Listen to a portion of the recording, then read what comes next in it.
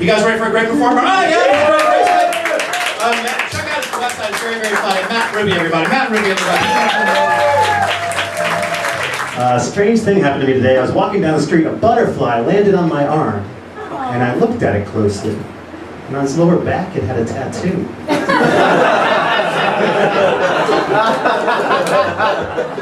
It's a picture of a teenage girl.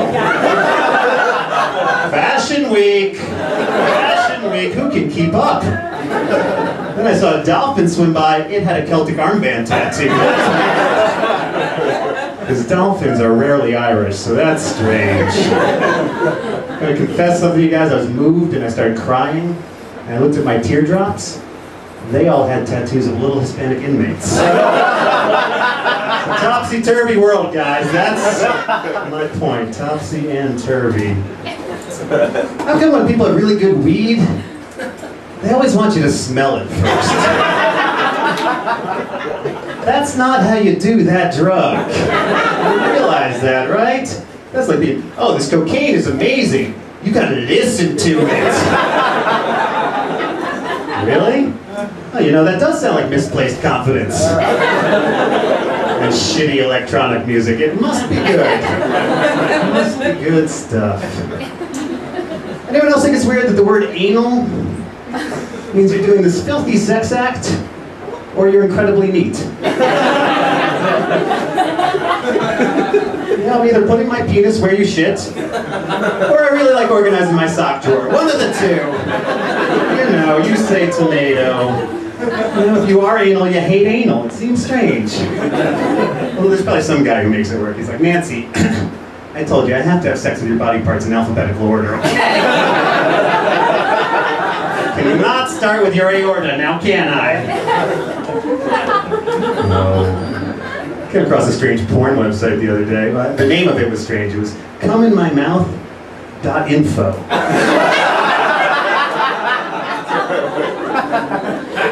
Excuse me, Google, I'm looking for the more informative cum swallowing site. You know, something along the lines of jizzguzzlers.edu. Something along those lines.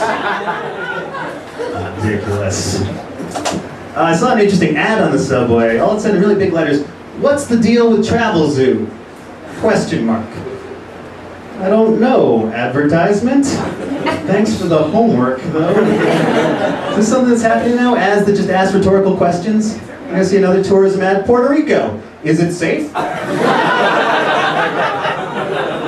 Do you really care about your job, Jack Daniels? Good point there, JD. Good point.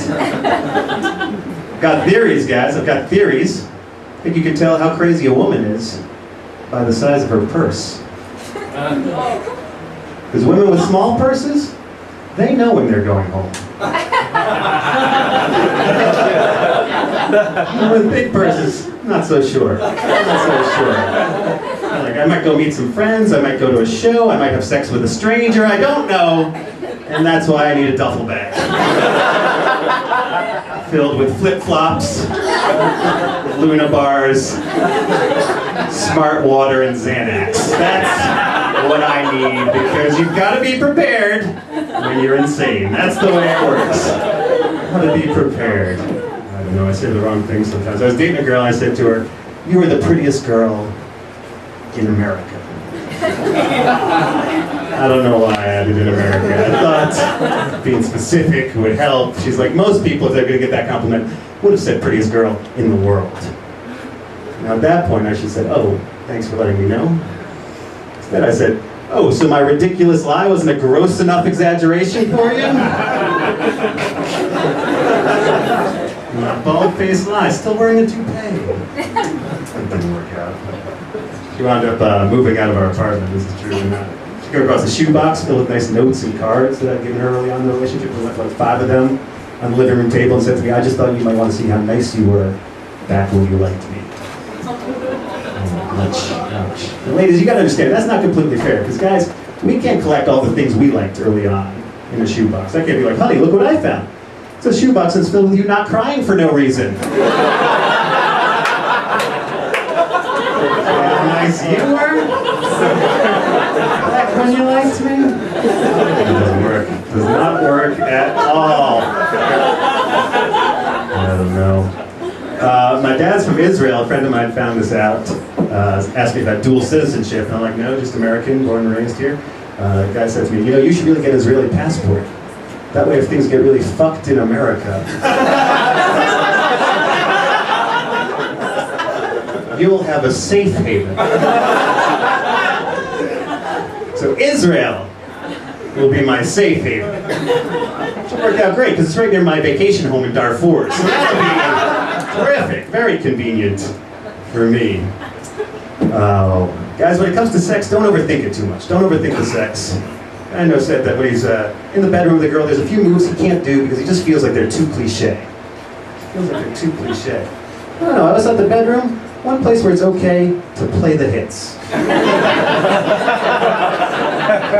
You can be the Phil Collins of the boudoir and get away with it. The studio sex moves, fine. It's fine, really. No girl has ever been like, oh yeah, he gave me 4 orgasms, but they were way overproduced. I really preferred his earlier work. Doesn't happen. Feels too cliche. You don't need to be wildly original in the bedroom, because no one wants an avant-garde blowjob. Yeah. She just pulled out my dick and stared at it for 20 minutes. I know, and then she put on a Philip Glass song and started doing an interpretive dance. She read me the Bauhaus Manifesto and told me to piss on a crucifix. I never did come, but at least it was not cliche. You'll never hear that. Maybe it come in my mouth, not info. But that's the only place you would ever hear that. I don't know, I'm insensitive. I think a little bit of it is my mom's fault, though. Well, here's a bad thing to say at this point in the set. Before my mom died, she was paralyzed from the neck down with MS. Yes, I like to destroy momentum. I built it up. There's a point here, though. She lived out in Humboldt County, California. She got medicinal marijuana. And anyone here know Humboldt County weed? Yeah. It's like Hanukkah weed. Like one hit, you're lit up for 8 days. It's a festival. It's fucking good shit. And so I would go out there to visit my mom, and she would ask me if I wanted to smoke weed with her, because she got this medicinal marijuana. I'm like, yeah, you know, I'm a good son. Blood is thicker than resin, sure. And so she tells me to go get her bomb. I forget about like a t-shirt or a mug. That's when you should have World's Greatest Mom printed on something, right? World's Greatest Mom bong. Haven't you earned it at that point? So I get this bong, and I pack it. We smoke a bowl. It's good weed. I'm fucking out of my head. It's good shit. She's like, you know what? Pack a second bong. I said, really? Okay, so I packed the second bong of weed. Now I'm really fucking flying. She's like, pack a third bong. I want to give you all a piece of advice. Never try to outsmoke a paralyzed person. I'm telling you, they're gonna win. Every time. Like, what is she gonna do? Be like, oh, I smoked so much weed I can get up off the couch. That would be terrific. We would rejoice. At that point, it would be fucking great. And she decides this is the time that she wants to ask me like a deep personal question. She's like, Matthew, was there anything I could have done better as a mother while raising you? Jesus. And I thought about it and I answered it truthfully. I was like, well, you know, when we were growing up, you were kind of in your own world a little bit, you know, doing your own thing. You let us have a lot of freedom and space and independence. I love you for that. But I feel like as a result, maybe as a grown-up, I kind of have a tough time really being close with another human being, really having an intimate connection with someone else. When she was looking out the window, she turned to me and she goes, what did you say? I hadn't listened to a word I had said, just staring at a blue jay at her bird feeder the entire time. I'm like, Mom, I think you answered your own question here. And she could tell I was upset. She's like, Matthew, I want you to know I got you a present. It's at your feet. And I looked down, there was a box there, and I opened it up. And inside was a bomb. And I pulled it out, and engraved on the side it said, to the best son in America. And that's why I blame my mom for that. I'm Matt Ruby. Yeah!